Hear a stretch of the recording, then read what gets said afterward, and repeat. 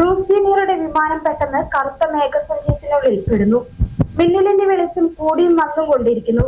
കണക്കുകളെയെല്ലാം കാറ്റിൽ പറത്തി പ്രതീക്ഷിച്ചതിലും നേരത്തെ ലക്ഷ്യസ്ഥാനത്ത് ബ്രൂസും പിതാവും എത്തുന്നു. ഒരു തെളിവും ബാക്കി വയ്ക്കാതെ വഴിപോയ പലരും അപ്രത്യക്ഷമായിക്കൊണ്ടേയിരുന്നു. ആർക്കും ഇതുവരെ കൃത്യമായി പിടികൊടുക്കാതെ രഹസ്യങ്ങൾ നിഗൂഢമായി ഒളിപ്പിക്കുന്ന ഒരു സ്ഥലം. കേൾക്കുന്നതൊന്നും സത്യമാവില്ലേ എന്ന് ആരും പ്രാർത്ഥിച്ചു പോകുന്ന കഥകളാണ് ബർമുഡ ട്രയാങ്കിൾ എന്ന ജലവാഹിനിയെ കുറിച്ച് കേൾക്കാനാവുക.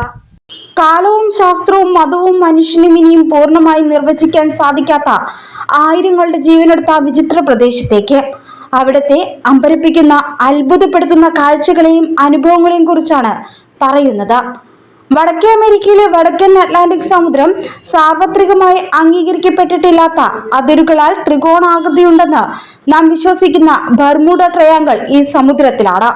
ഫ്ലോറിഡയിലെ അറ്റ്ലാന്റിക് തീരം മുതൽ തുടങ്ങി ബർമുഡ ചുറ്റി ഗ്രേറ്റർ ആന്റിലീസ് എന്നറിയപ്പെടുന്ന ദ്വീപുകൾ വരെ എത്തുന്ന ജലശേഖരം. ചുരുക്കി പറഞ്ഞാൽ ബർമുഡ, പോർട്ടോറിക്കോ, ഫ്ലോറിഡ എന്നിവയ്ക്കിടയിലെ സമുദ്രഭാഗം. നൂറ്റാണ്ടുകളായി നിഗൂഢതകളുടെ വിളനിലമാണിവിടം. കഴിഞ്ഞ 100 വർഷത്തിനിടയ്ക്ക് ഏകദേശം 1000-ഓളം ജീവനുകൾ ബർമുഡ ത്രികോണം എടുത്തിട്ടുണ്ടെന്നാണ് പറയുന്നത്. എന്നാൽ ഇവിടെ നിന്ന് അപ്രത്യക്ഷമായ ജീവനുകളും കപ്പലുകളുമൊന്നും നിഗൂഢ സാഹചര്യങ്ങളാലല്ല കാണാതായത്. എങ്കിലും കടൽ യാത്ര സുഖകരമായ പ്രദേശമല്ല ഈ ഭാഗമെന്ന് പൊതുവെ അംഗീകരിക്കപ്പെടുന്ന വസ്തുതയുമാണ്. ബർമുഡ ത്രികോണത്തിന്റെ ഭാഗം, വ്യാപ്തി ഇവയൊന്നും കൃത്യമായി ആർക്കും അറിയില്ല എന്നതാണ് ഏറ്റവും രസകരമായ കാര്യം. 50-ലധികം കപ്പലുകളും 20-ലധികം വിമാനങ്ങളും ഈ സമുദ്രഭാഗത്ത് എത്തിയ ശേഷം എന്തു പറ്റിയെന്ന് ആർക്കും അറിയില്ല. 5 ലക്ഷത്തോളം ചതുരശ്ര മൈൽ വിസ്താരത്തിൽ പരന്നു കിടക്കുന്ന ഈ സാങ്കല്പിക ത്രികോണ സ്ഥലം ഏവർക്കും പേടിയാണ്. എന്നാൽ യഥാർത്ഥത്തിൽ ശാസ്ത്രലോകമോ മനുഷ്യ സൃഷ്ടികളായ സാങ്കേതിക വിദ്യകളോ തെളിയിച്ചിട്ടില്ല.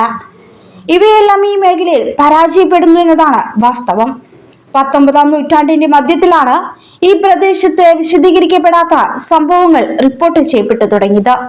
ഇവിടം കടന്നു പോകാൻ ശ്രമിച്ച കപ്പലുകളെയും വിമാനങ്ങളെയും കുറിച്ച് ഒരു വിവരവും ഉണ്ടായിട്ടില്ല.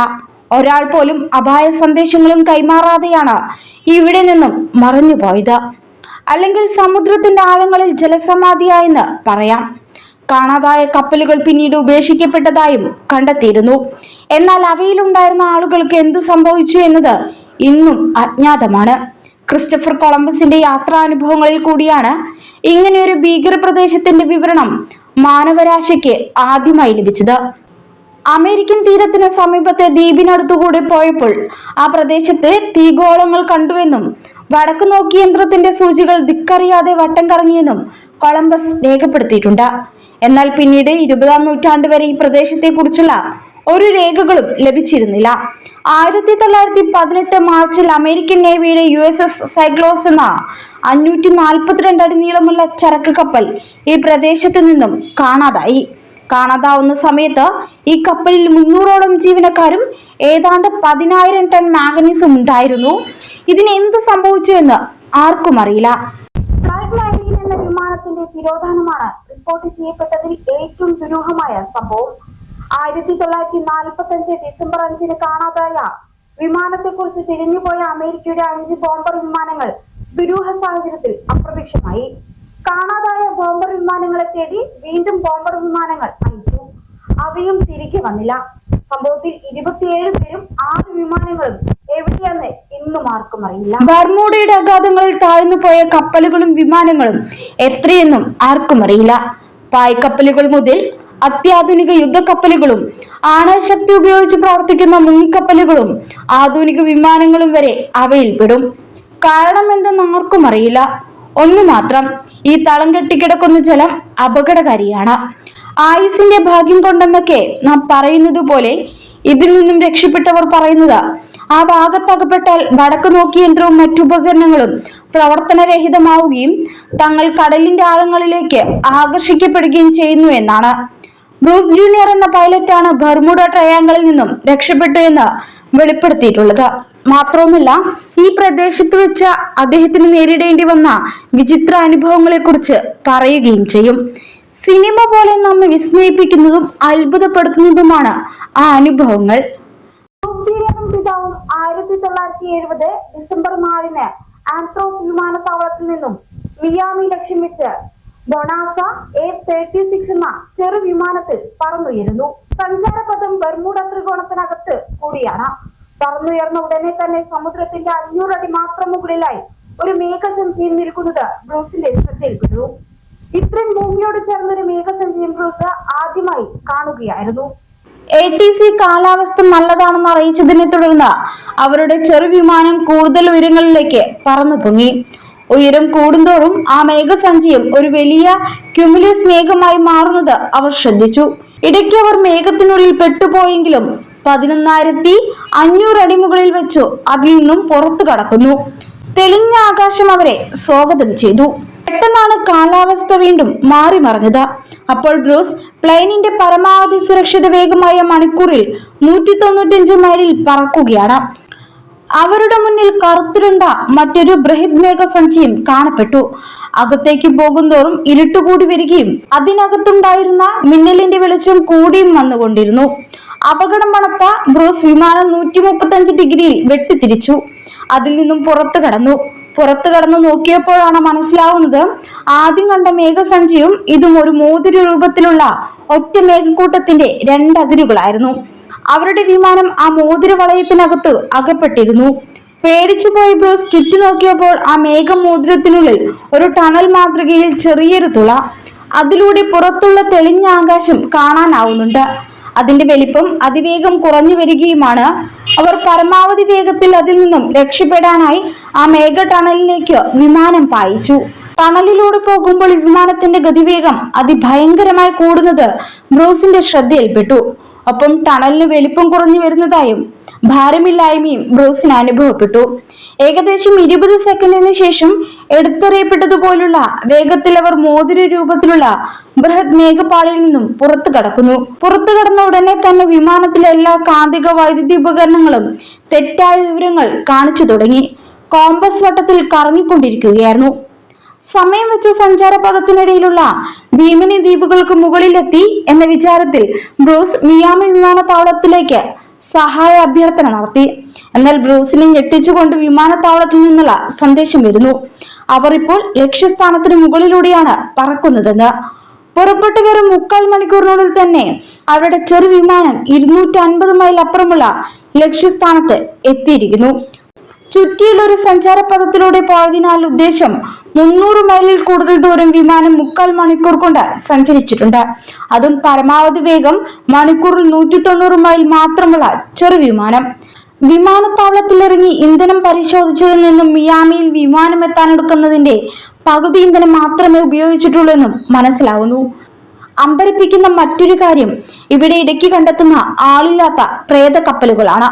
പല നാവികരും ഇത്തരം കപ്പലുകളെ കുറിച്ച് പറഞ്ഞിട്ടുണ്ട്. മനുഷ്യവാസമില്ലാതെ യന്ത്രങ്ങളുടെ മുരൾച്ചയില്ലാതെ രാത്രിയും പകലും ഇവയിങ്ങനെ ഒഴുകി നടക്കും. കടലിൽ അരിഞ്ഞു തിരിയുന്ന ഇത്തരം കപ്പലുകൾ കടൽ യാത്രക്കാർക്ക് പേടി സ്വപ്നമാണ്.